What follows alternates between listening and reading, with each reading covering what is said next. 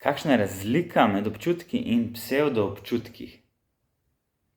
Se pravi, ko govorimo o občutkih, govorimo o občutkih, ki so vezani dejansko na naše telo. Kaj lahko jaz dejansko zaznam v mojem telesu? Mogoče je to žalost, mogoče je to bolečina, mogoče je to neka toplota, nek pretok, tesnoba.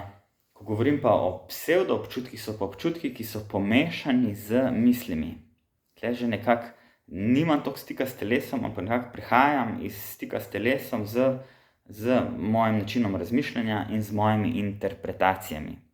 In tudi, dostikrat, v bistvu, ko komuniciramo, ko govorimo, ne uporabimo sicer besedo občutki, ampak čutim, da si kreten, ampak to ni občutek, ne. Ali pa čutim, da me skozi izigravaš, čutim, da manipuliraš z mano, čutim, da ti je čisto vseeno zame. A vidite, to so te psevdoobčutki, ko v bistvu ne govorim dejansko o občutku, ampak v bistvu že interpretiram oziroma vnesem misli v te občutke, te psevdoobčutke. Se pravi, kadarkoli boste začeli nek stavek, čutim da si, čutim da me, je zelo verjetno, da ne boste govorili dejansko o svojih občutkih, ampak boste govorili o teh psevdoobčutkih, boste govorili o nekih interpretacijah, o vaših razlagah tega, kar se je dejansko zgodilo.